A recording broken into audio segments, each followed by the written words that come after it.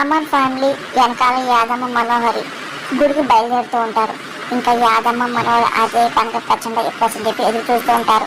ఇంకా చాలా సంతోషంగా పిల్లలు అలాగే అమ్మతో కలిసి గుడికి వెళ్తామని చెప్పి అనుకుంటూ నవ్వుకుంటూ మాట్లాడుకుంటూ ఉంటారు.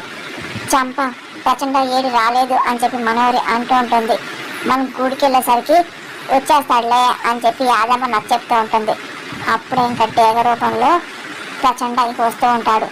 ఇంకా అదే పనిగా కారుని వెంబడిస్తూ ఉంటారు. అప్పుడే ఇంకా యాదమ్మ గమనిస్తుంటది. అంటే ప్రచండ వచ్చాడు అని చెప్పి అర్థమైపోతుంది. ఇంకా మనోహరి చూస్తూ ఉంటుంది.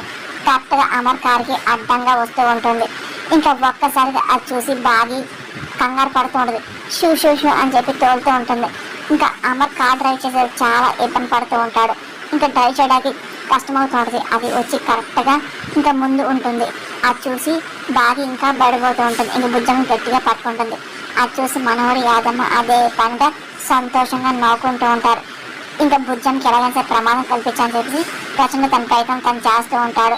ఇంకా డాగ్ రూపంలో ఉన్న ప్రచండాన్ని చూసి ఇంకా యాదమ్మ అదే పని నవ్వుకుంటూ ఉంటుంది. ఇంకా తన పని తను స్టార్ట్ చేసి అనుకుంటూ ఉంటారు. ఇంకా అమ్మకి ఎలా తప్పించుకోవాలో అర్థం కాక చాలా కష్టపడుతూ ఉంటాడు.